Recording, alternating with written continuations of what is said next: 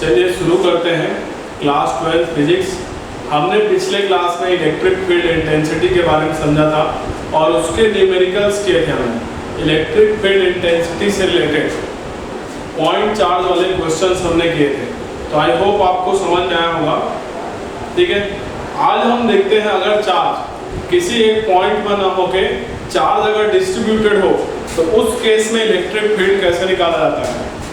ठीक है, तो आज देखते हैं हम electric field due to distributed charge system. Distributed charge system,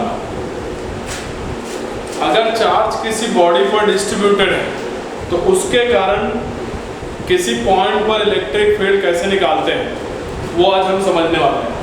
तो सपोज करो ये कोई बॉडी है, अब हमने Q चार्ज दिया, Q चार्ज इस पे ऐसे डिस्ट्रीब्यूटेड है।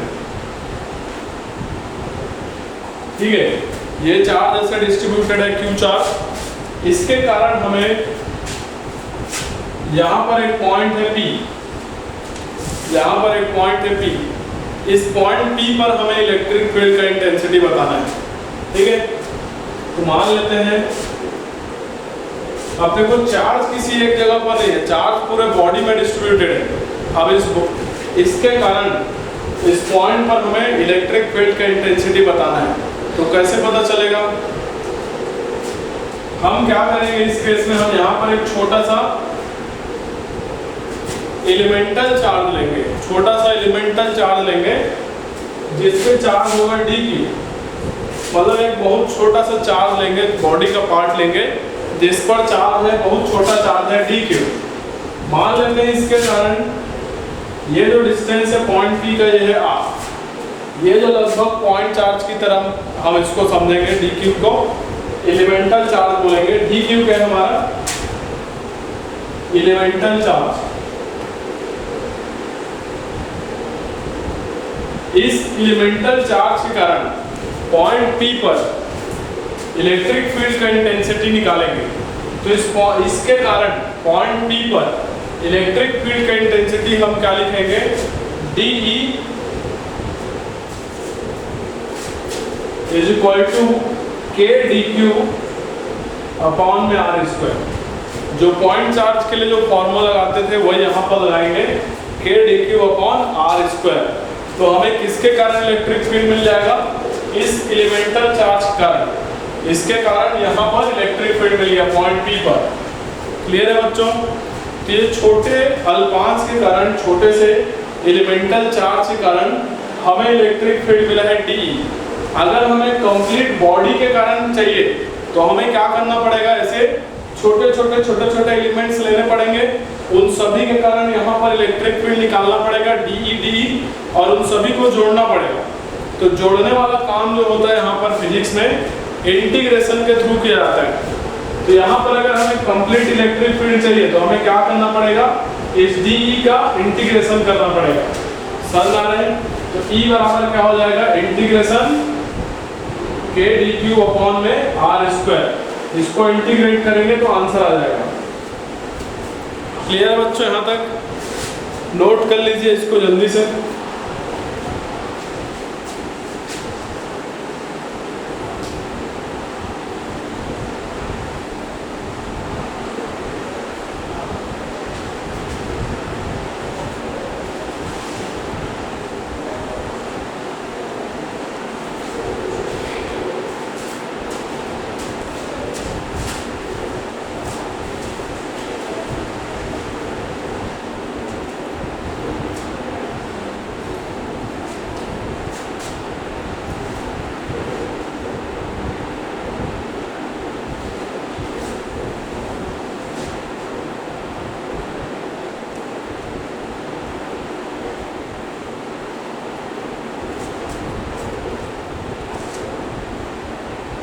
नोट कर लो जल्दी से।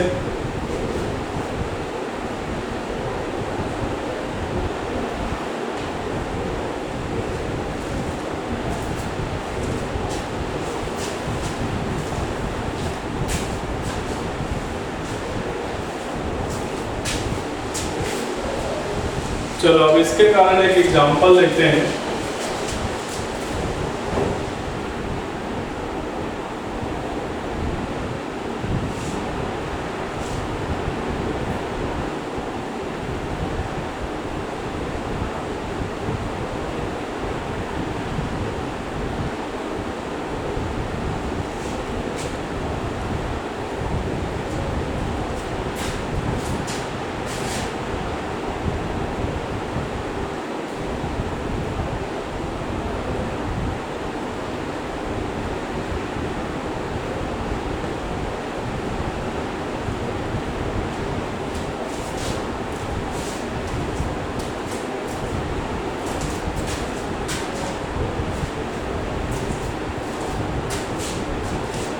देखो है ना,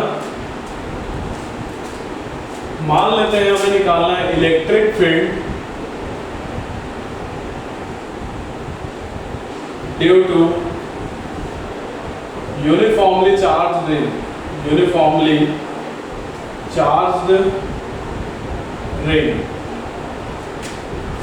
रिंग के कारण हमें निकालना है इलेक्ट्रिक फील्ड कहां पर, एक्सिस पर, ऑन द एक्सिस। क्लियर है, रिंग के एक्सिस पर निकालना है। तो देखो एक रिंग है, ये रिंग है, इसका रेडियस है कैपिटल आर। हमने इसको चार्ज क्यू दिया, क्यू चार्ज इसमें यूनिफॉर्मली डिस्ट्रीब्यूट हो गया है इस तरीके से। इसके कारण इसके एक्सिस पर, ये एक्सिस है, एक्स डिस्टेंस पर यहाँ पर मान लेते हैं पॉइंट पी है, इस जगह पर हमें इलेक्ट्रिक फील्ड का इंटेंसिटी निकालना है। क्लियर है, रिंग समझते हैं, रिंग कैसा होता है, ऐसा होता है ना रिंग, ये रिंग होता है ना, तो रिंग ऐसा होता है, रिंग का जो सेंटर है वहां से एक लाइन खींचेंगे तो उसका एक्सिस कहलाएगा। अब इस रिंग को हम ऐसे नहीं दिखा रहे, रिंग को ऐसे दिखा रहे, ऐसे है ना, तो ये उसका एक्सिस हो जाएगा, ये एक्सिस है और रिंग इसके चारों तरफ ऐसे ऐसे एज्यूम कीजिए, ठीक है। तो उसको हम मोड में इस तरीके से दिखाएंगे, ये रिंग ऐसे नहीं है ना, रिंग कैसे रखा हुआ है, ऐसे, क्लियर है, ऐसे है रिंग, और ये बीच में उसका एक्सिस हो जाएगा। तो एक्सिस पर आपको इसके सेंटर से x डिस्टेंस पर इलेक्ट्रिक फील्ड का इंटेंसिटी बताना है। तो यहाँ पर हम देखेंगे कि चार्ज जो है किसी एक जगह पर नहीं है, चार्ज इस रिंग में यूनिफॉर्मली डिस्ट्रीब्यूट हो गया है। क्लियर है बच्चों, चलिए बनाइए।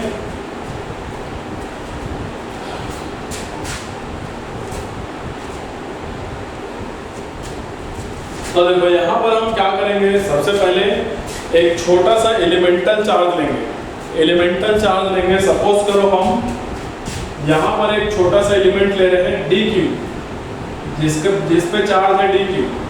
यहाँ से इसका डिस्टेंस है r, स्मॉल r डिस्टेंस, यहाँ से इसका क्या डिस्टेंस है, स्मॉल r, है ना। तो dq के कारण यहाँ पर इलेक्ट्रिक फील्ड का इंटेंसिटी क्या होगा, dE होगा। तो इसका डायरेक्शन क्या होगा, ये डायरेक्शन होगा और ये क्या होगा, डी। तो इस dq एलिमेंटल चार्ज के कारण इस पॉइंट P पर जो इलेक्ट्रिक फील्ड होगा वो dE होगा, और dE बराबर हम क्या लिख सकते हैं, जल्दी से बताइए। dE बराबर क्या लिख सकते हैं, k dq अपॉन में r स्क्वायर। क्या लिख सकते हैं, k dq अपॉन में r स्क्वायर। क्लियर है। अब इस dE का दो कंपोनेंट कर सकते हैं, एक कंपोनेंट इधर आएगा, दूसरा इधर आएगा। मान लेते हैं ये एंगल थीटा है, तो ये भी क्या होगा, थीटा। अगर ये एंगल थीटा है तो ये भी कितना होगा, थीटा। तो dE का एक कंपोनेंट इधर होगा, dE cos थीटा, और एक कंपोनेंट हमें इधर मिलेगा dE sin थीटा। dE का एक कंपोनेंट इधर dE cos थीटा और दूसरा कंपोनेंट नीचे dE sin थीटा। क्लियर है। अब ऐसे ही हम जस्ट इसके अपोजिट यहाँ पर लिए थे, अब जस्ट इसके अपोजिट यहाँ पर एक एलिमेंटल चार्ज लेके देखते हैं क्या होता है। तो यहाँ पर एक एलिमेंटल चार्ज लेते हैं dq। इसके कारण पॉइंट P पर इलेक्ट्रिक फील्ड किधर आएगा, इधर आएगा, है ना, dE आएगा। तो dE भी सेम रहेगा, इतना ही रहेगा, k dq upon r square, क्योंकि ये डिस्टेंस भी सेम रहेगा, स्मॉल r, क्योंकि ये कैपिटल R है और ये x है। तो ऊपर जो ट्राइंगल बन रहा है सेम ट्राइंगल नीचे बनेगा। क्लियर है। तो DE का वैल्यू भी सेम रहेगा। अब इस एलिमेंटल चार्ज के कारण जो इलेक्ट्रिक फील्ड आ रहा है DE, उसका भी हम दो कंपोनेंट कर सकते हैं। एक कंपोनेंट किधर होगा, ये थीटा होगा, तो इधर आ जाएगा DE cos थीटा, और दूसरा कंपोनेंट इधर होगा DE sin थीटा। समझ में आ रहा है? अब पूरे रिंग को हम DQ कंपोनेंट में डिवाइड कर देंगे एलिमेंटल, और इस सभी के कारण इलेक्ट्रिक फील्ड निकालेंगे इस पॉइंट पर और उन सबको ऐड कर देंगे तो हमें आंसर मिल जाएगा। तो अगर हम ध्यान से देखें तो D sin थीटा इस वाले के कारण नीचे है और इस वाले के कारण ऊपर है, यह वाला कंपोनेंट कैंसिल हो जाएगा, D sin थीटा वाला कंपोनेंट कैंसिल हो जाएगा। तो जितना भी हम DE sin थीटा वाला कंपोनेंट देखेंगे पूरे रिंग के कारण, वो कंपोनेंट कैंसिल हो जाएगा। बचेगा क्या, DE cos थीटा। समझ में आ रहा है? क्या बचेगा, DE cos थीटा बस बचेगा। तो अगर हमें कंप्लीट इलेक्ट्रिक फील्ड चाहिए E, तो E क्या हो जाएगा, integration of DE cos theta. DE sin theta वाला कंपोनेंट सारा कैंसिल आउट हो जाएगा, बचेगा क्या, DE cos थीटा। तो DE cos थीटा का इंटीग्रेशन करेंगे तो आंसर आ जाएगा। तो DE की जगह क्या लिख सकते हैं, k dq by r square. तो यहाँ पर लिख दीजिए E is equal to integration k dq upon में r square dot cos theta, ये लिख सकते हैं। क्लियर है बच्चों? अब यहाँ से देखो एक ट्राइंगल दिख रहा है, ये वाला, यहाँ से r स्क्वायर की जगह क्या लिख सकते हैं, या cos theta is equal to क्या लिख सकते हैं, बताओ। cos थीटा क्या होता है बच्चों, बेस अपॉन हाइपोटेनियस। बेस कितना है x और हाइपोटेनियस कितना है r, तो cos theta is equal to क्या हो जाएगा, x अपॉन में r। तो यहाँ पर रख दो, तो E is equal to integration k dq by r square dot x by r। अब इंटीग्रेशन से जो चीज कांस्टेंट है उसको बाहर निकाल लेंगे, तो क्या क्या चीज कांस्टेंट है, k कांस्टेंट है, बाहर हो जाएगा। x ये डिस्टेंस तो फिक्स हो जाएगा ना, अगर हम पॉइंट को फिक्स कर देंगे तो x को भी बाहर निकाल सकते हैं, और r की पावर 3, अगर x को कांस्टेंट ले जाओ तो r भी कांस्टेंट हो जाएगा। तो ये कांस्टेंट है, इंटीग्रेशन से बाहर हो जाएगा। इंटीग्रेशन क्या बचेगा, dq बचेगा।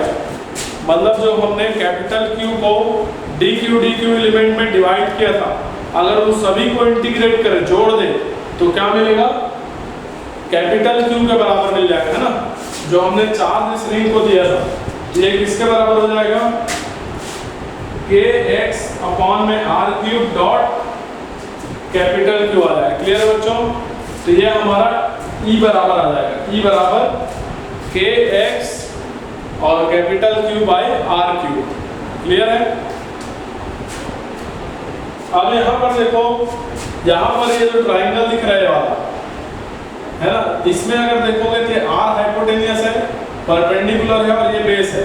तो r बराबर क्या लिख सकते हैं, पाइथागोरस थ्योरम से r स्क्वायर बराबर कैपिटल R का स्क्वायर प्लस x स्क्वायर लिख सकते हैं। तो यहाँ से स्मॉल r बराबर क्या आ जाएगा, r square plus x square की पावर 1/2 आ जाएगा। r स्क्वायर उधर जाएगा तो 1/2 हो जाएगा। तो r की पावर 3 क्या मिलेगा, r square plus x square की पावर 3/2 मिलेगा। तो यहाँ पर उसको रख दो, यहाँ पर रख देंगे तो E बराबर क्या मिलेगा, k, Q को पहले लिख देते हैं Q x अपॉन में r square plus x square की पावर 3/2 मिलेगा। तो ये आंसर है, फाइनल आंसर। तो इलेक्ट्रिक फील्ड क्या मिल रहा है रिंग के कारण, kqx अपॉन में r square plus x square की पावर 3/2। नोट कर लीजिए इसको यहाँ तक जल्दी से।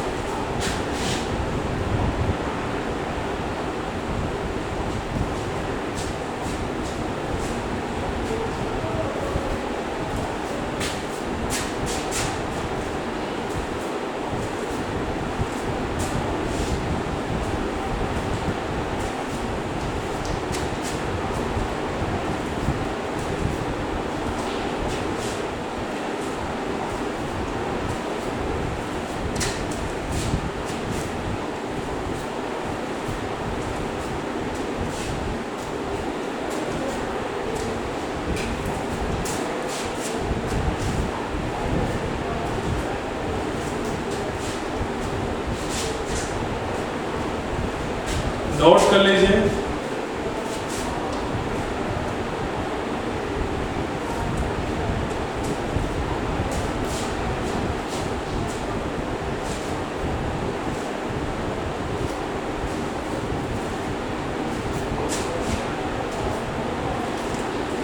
देखो तो इसके सेंटर पर इलेक्ट्रिक फील्ड क्या मिलेगा, सेंटर पर x का वैल्यू 0 हो जाएगा ना।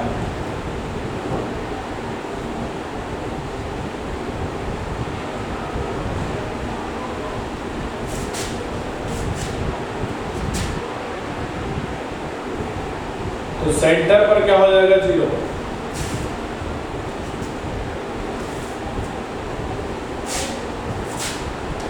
हो गया।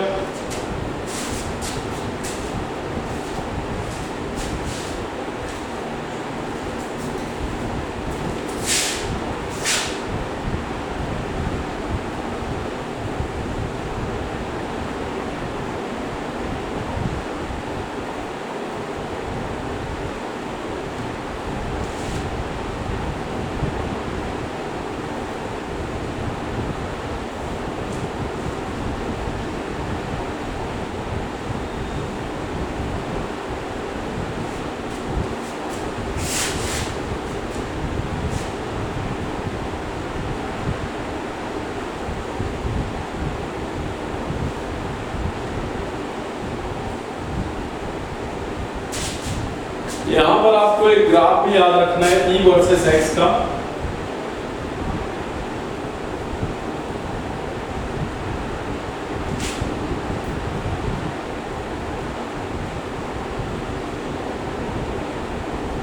ये ग्राफ होता है ना, R/√2 पर मैक्सिमम वैल्यू मिलता है। तो ये ग्राफ भी आप याद रखिएगा E वर्सेस X का रीड करिए, बना लीजिए।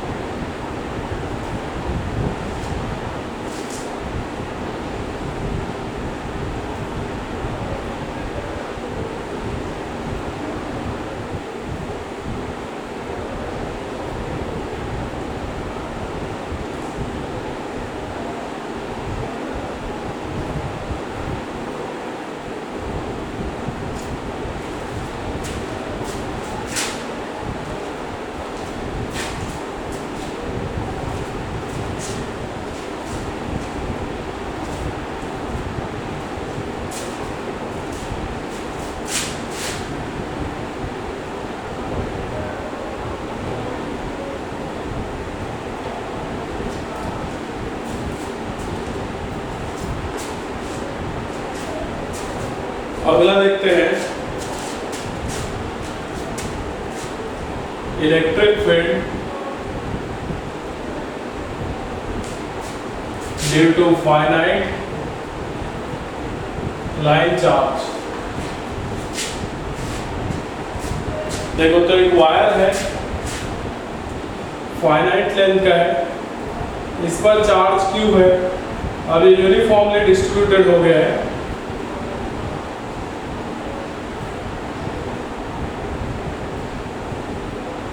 इस तरीके से, इसके कारण हमें यहाँ पर d डिस्टेंस पर मान लेते हैं पॉइंट P है, यहाँ पर इलेक्ट्रिक फील्ड का इंटेंसिटी बताना है क्या होगा।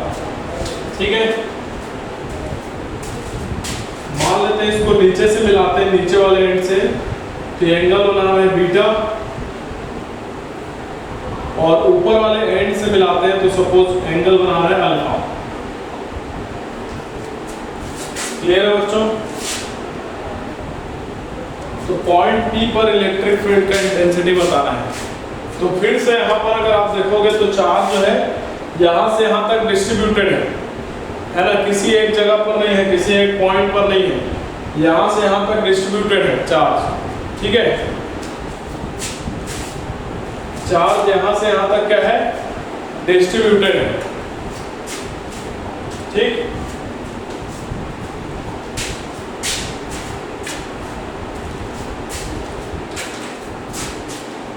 से हमें क्या करना पड़ेगा, एक छोटा सा एलिमेंट लेना पड़ेगा, एलिमेंट चार्ज। तो सपोज करो हम यहाँ पर एक छोटा सा एलिमेंट लेते हैं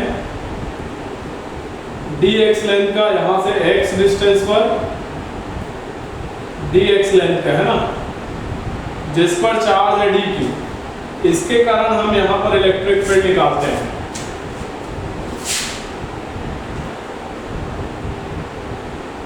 तो इसके कारण यहाँ पर इलेक्ट्रिक फील्ड किधर आएगा, इधर आएगा। इसको DE नाम देते हैं। क्लियर है? मान लो यहाँ से एंगल बना रहा है थीटा, ठीक, और इलेक्ट्रिक फील्ड कितना आ रहा है, DE आ रहा है। क्लियर है बच्चों? तो देखो इस DE का दो कंपोनेंट कर सकते हैं, एक कंपोनेंट इधर आएगा, दूसरा इधर आएगा। या अगर ये थीटा है तो ये भी थीटा होगा। इधर वाला को DE1 नाम देते हैं और इसको DE2 नाम देते हैं। या फिर इसको ये वायर के परपेंडिकुलर है ना, इसलिए DE परपेंडिकुलर भी बोल सकते हो, और ये वाला पैरेलल है इसलिए DE पैरेलल भी बोल सकते हो। क्लियर है? तो दो कंपोनेंट हो गया। सबसे पहले देखते हैं DE बराबर कितना है। तो DE किसके कारण है, इस छोटे से एलिमेंट के कारण है।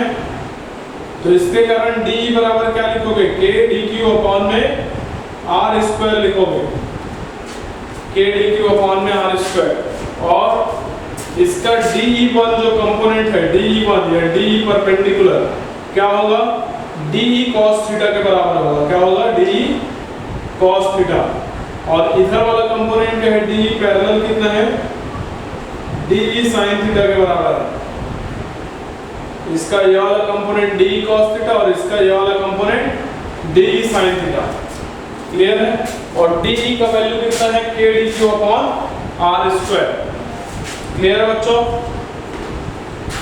अब देखो सबसे पहले ये जो डिस्टेंस है ना, इसको r लिए हमने, है ना, यहाँ से यहाँ तक का distance.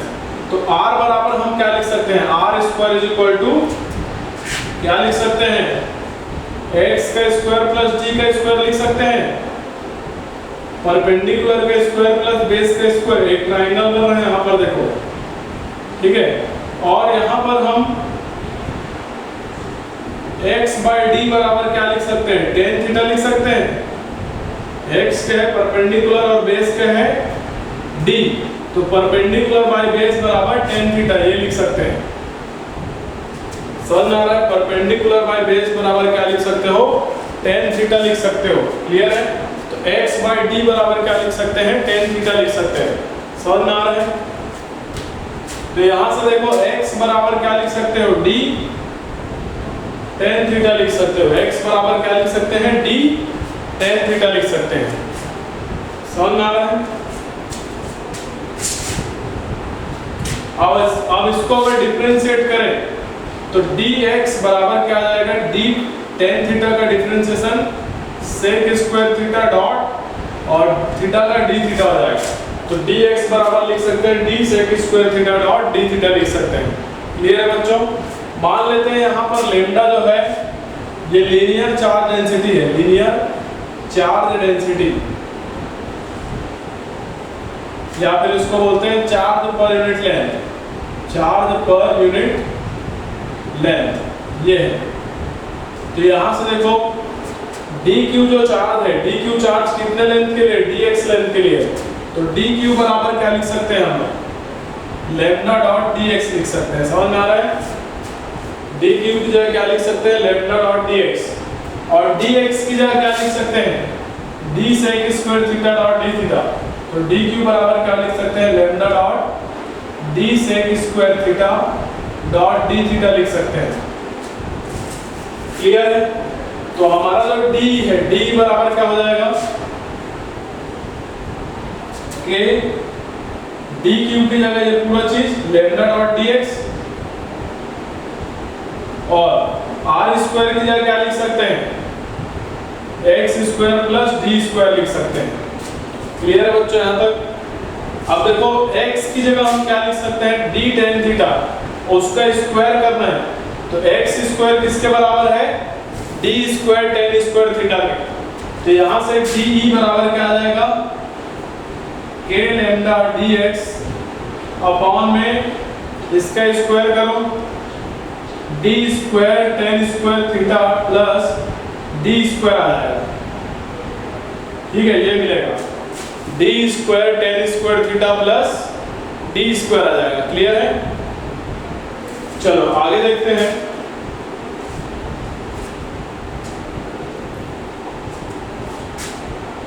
D is equal to क्या लिखेंगे हम लोग? के लेमडा डी एक्स की जगह क्या लिख सकते हैं हम लोग? D sec square theta dot D theta लिख सकते हैं, ये लिख सकते हैं। डिवाइड बाय दोनों जगह से डी स्क्वायर कॉमन ले लेंगे तो क्या मिलेगा? टेन स्क्वायर थीटा प्लस 1 मिलेगा। ऊपर डी से एक डी कैंसिल हो जाएगा तो क्या बचेगा? K lambda by D sec square theta dot D theta divide by tan square theta plus 1, ये होता है सेक स्क्वायर थीटा। तो ऊपर नीचे से सेक स्क्वायर थीटा कैंसिल हो जाएगा, कैंसिल कर दो इसको, क्या बच गया? के लेमडा बाई डी और डी थीटा बच गया है ना, डी ई बराबर, तो डी ई बराबर K lambda by D dot D theta आ जाएगा। क्लियर है बच्चों? तो ये डी ई मिल गया। क्या मिल गया? डी ई मिल गया। ठीक है, यहां तक नोट कीजिए।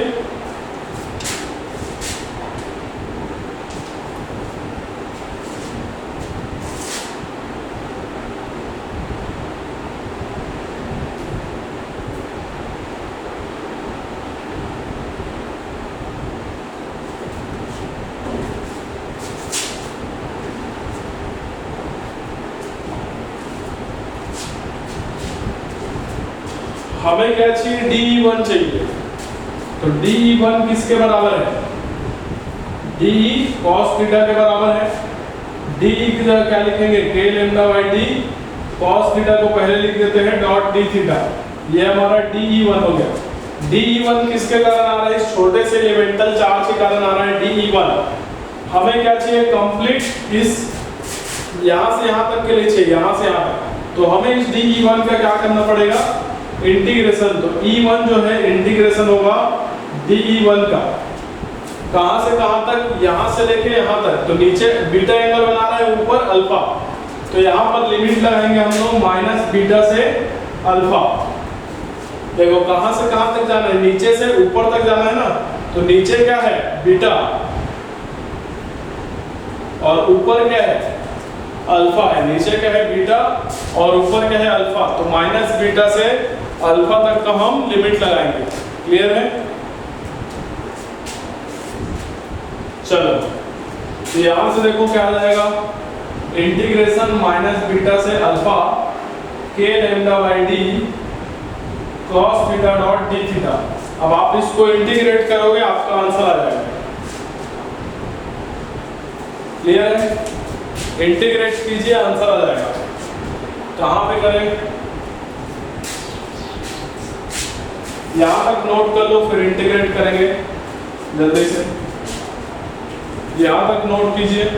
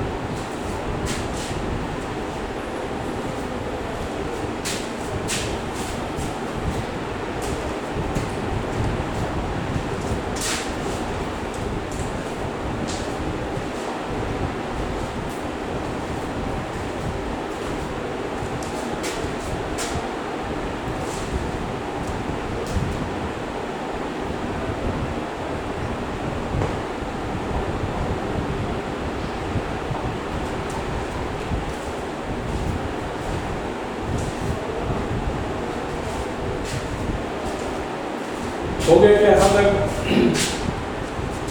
इसको मिटा देते हैं ऊपर का।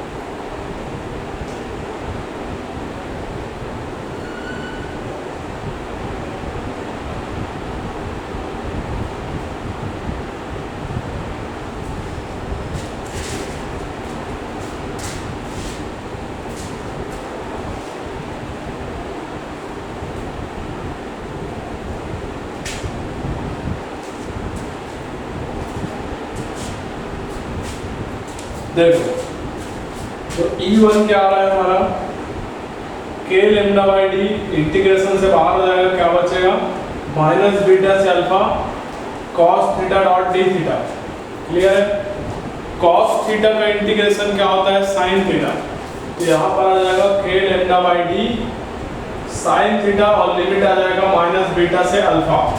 तो यहाँ पर क्या रखेंगे, k लेमडा बाई डी, पहले अपर लिमिट रखेंगे sine alpha minus sine minus beta, है ना, लोअर लिमिट रखेंगे।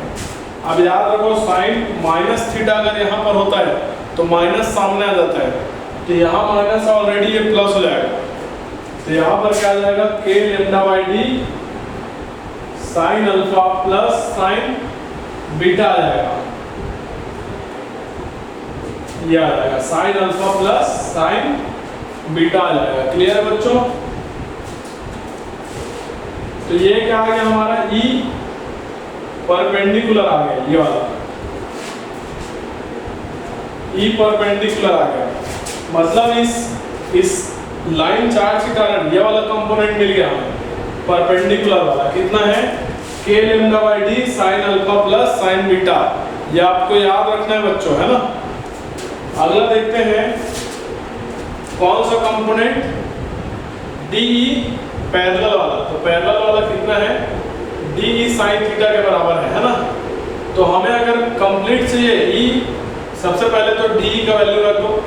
DE का वैल्यू कितना था, k लेमडा बाई डी, तो k lambda by D sine theta dot D theta आ जाएगा, ये हमारा DE पैरेलल आ जाएगा। अगर हमें कंप्लीट चाहिए इस रॉड के कारण या इस वायर के कारण, तो यहाँ पर क्या आ जाएगा, E parallel is equal to integration DE parallel, limit आ जाएगा माइनस बीटा से अल्फा। तो अब इसको इंटीग्रेट करना है, तो यहाँ पर E parallel is equal to minus beta से अल्फा, और यहाँ पर क्या लिखेंगे, k lambda by D sine theta dot D theta आ जाएगा। क्लियर है बच्चों? तो यहाँ से देखो k लेमडा बाई डी बाहर निकाल दो, साइन थीटा का इंटीग्रेशन हो जाएगा। साइन थीटा का इंटीग्रेशन क्या होगा, माइनस कॉस थीटा, और लिमिट आ जाएगा माइनस बीटा से अल्फा, ये लिमिट आ जाएगा। तो सबसे पहले लिमिट रखते हैं यहाँ पर k lambda by D minus cos alpha upper limit, और माइनस यहाँ पर ऑलरेडी है तो minus minus plus cos minus beta आ जाएगा। यहाँ पर कॉस माइनस थीटा रहने से कॉस थीटा ही होता है। ये हमें क्या मिलेगा, k lambda by D minus cos alpha plus cos beta आ जाएगा, ये आ जाएगा। ये हमारा E पैरेलल आ जाएगा। इसको या फिर cos beta minus cos alpha भी लिख सकते हो। क्लियर है बच्चों? नोट कर लीजिए यहाँ तक जल्दी से। तो ये लाइन चार्ज के कारण हमारा इलेक्ट्रिक फील्ड का इंटेंसिटी आ गया। तो आपको अगर डिस्ट्रीब्यूटेड चार्ज दिया गया है तो कैसे इलेक्ट्रिक फील्ड निकालना है उसका एक आइडिया आपको मिल गया। तो आपको इंटीग्रेशन का जरूरत पड़ेगा, तो आप थोड़ा इंटीग्रेशन को प्रैक्टिस कीजिए, और या फिर इस तरह के क्वेश्चन को बार बार आप प्रैक्टिस करके देखिए, तो आपको प्रैक्टिस होने से इजी लगेगा ये सब। नोट कीजिए।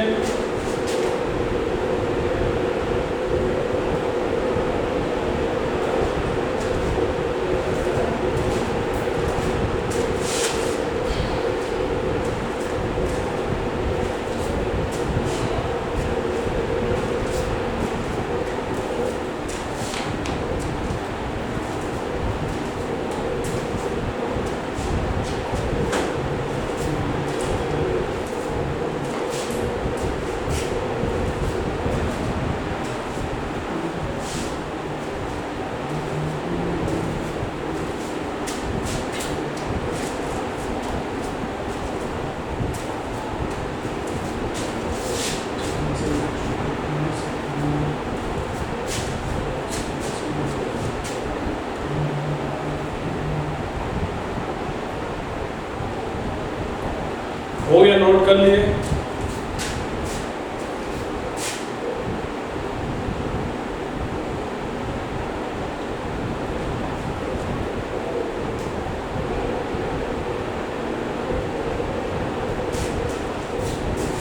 नोट कीजिए 2 मिनट।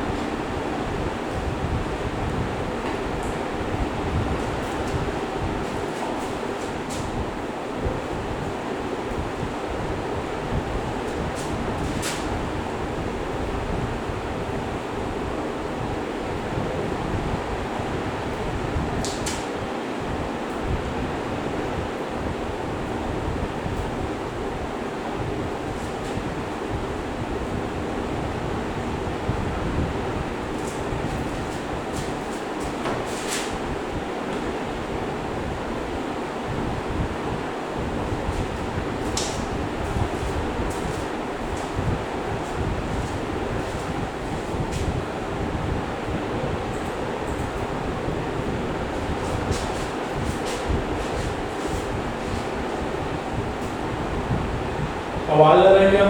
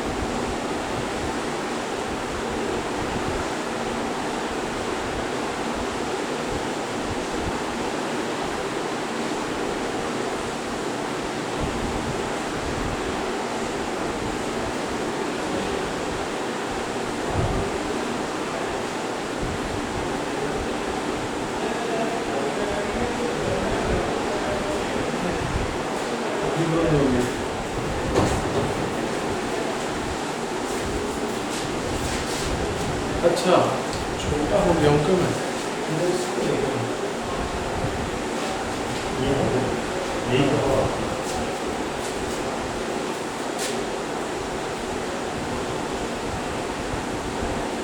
आवाज आ रहा है क्या? हेलो, ठीक ठीक।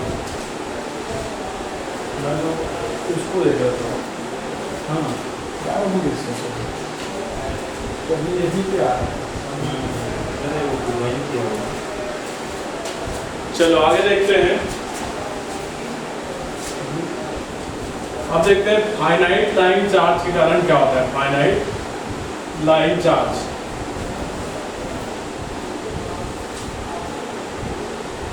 इनफाइनाइट।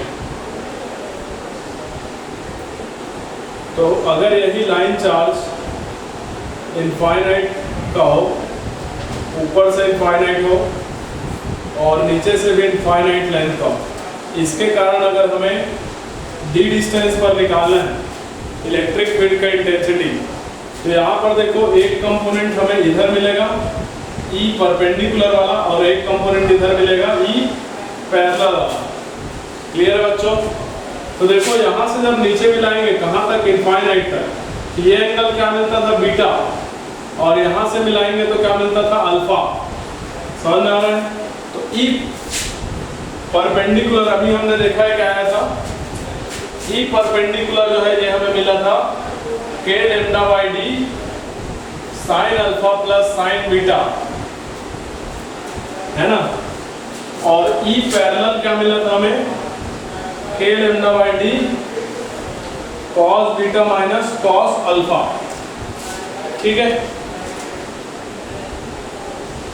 तो यहां से देखो जब लाइन इनफाइनाइट हो जाएगा ना तो उस केस में अल्फा का वैल्यू लगभग ऐसे पैरेलल होगा और ये वाला भी ऐसे पैरेलल होगा, तो अल्फा और बीटा दोनों हमें इस केस में π/2 मिलेगा, 90 डिग्री मिलेगा इन दोनों केस में। तो यहाँ पर जब हम निकालेंगे तो k lambda by D sine alpha की जगह आ जाएगा साइन π/2 प्लस साइन बीटा की जगह भी आ जाएगा साइन π/2। तो साइन π/2 का वैल्यू होता है 1। ठीक है, तो 1 + 1 कितना हो जाएगा 2, तो ये आंसर आ जाएगा 2k लेम्डा बाई डी। ये हमारा परपेंडिकुलर वाला, इस वायर के परपेंडिकुलर वाला कंपोनेंट। और इसके कारण ये जो पैरेलल वाला है, पैरेलल वाला कितना आएगा k lambda by D cos π/2 minus cos π/2।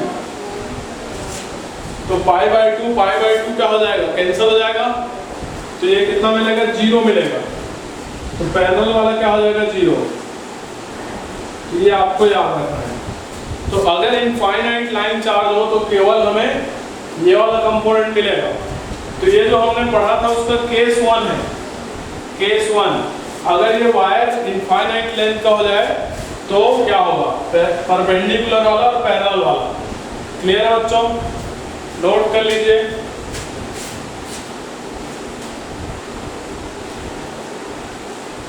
Note कर लीजिए, फिर अगला देखते हैं।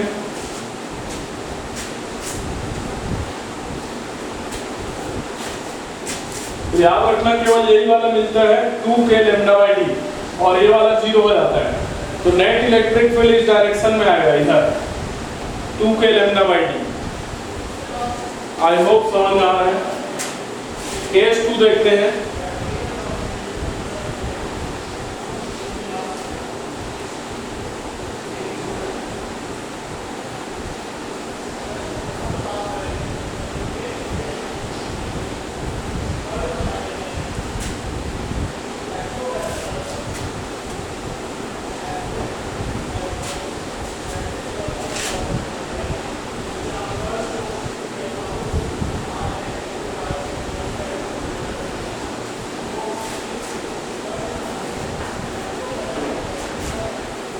केस 2 जो है वो है सेमी फाइनाइट लाइन चार्ज या सेमी इनफाइनाइट।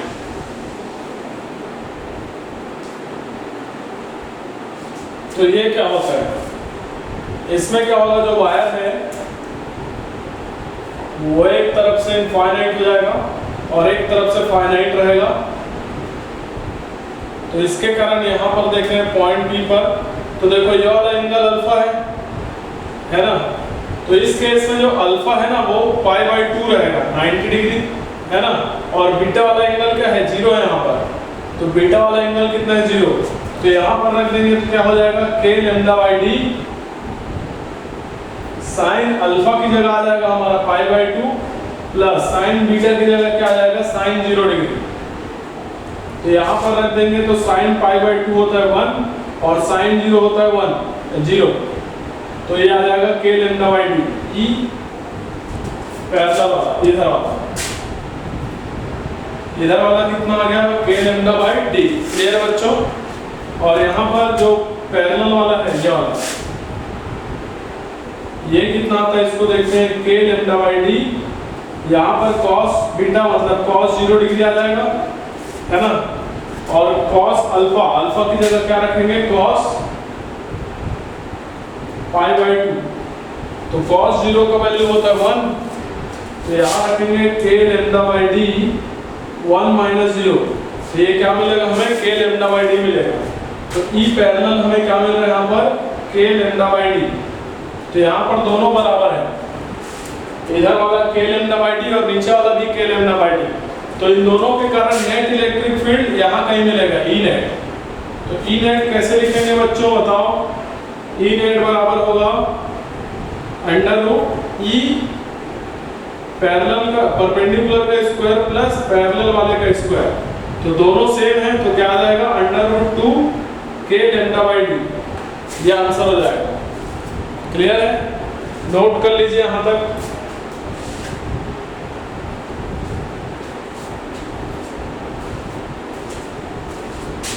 नोट कर लीजिए 2 के स्थिति में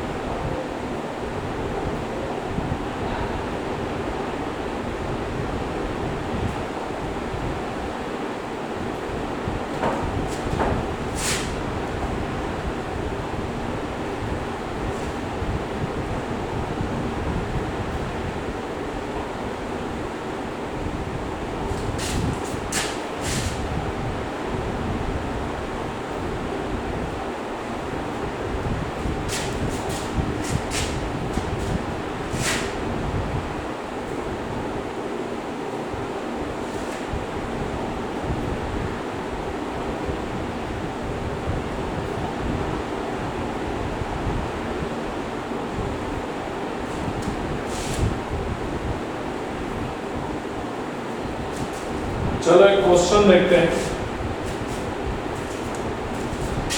देखो इनफाइनाइट लाइन चार्ज है,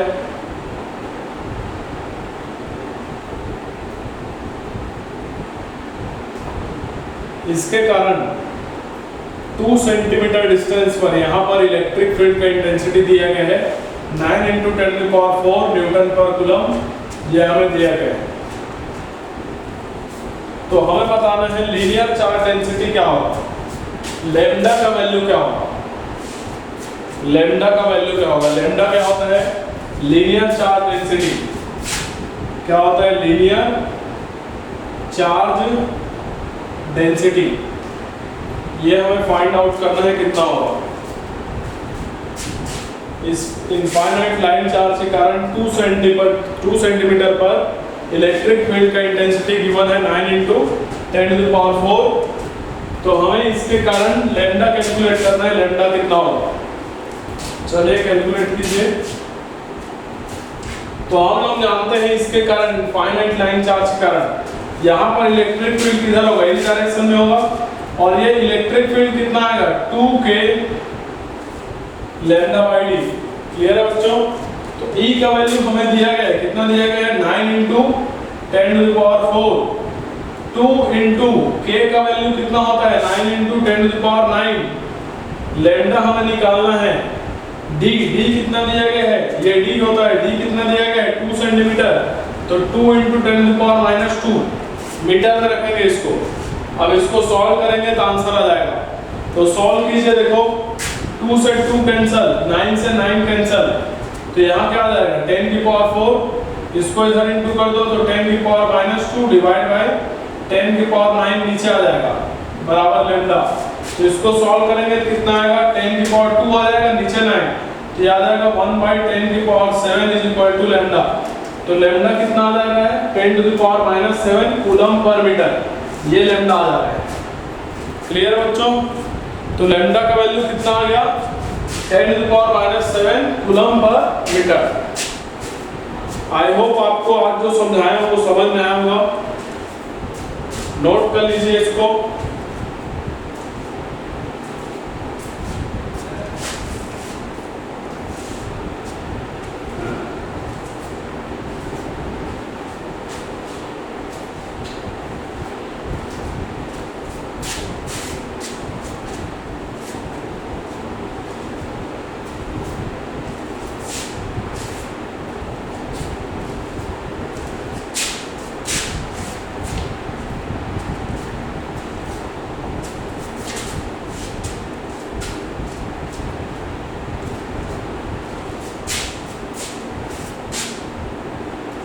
तो आज का क्लास यही समाप्त करते हैं।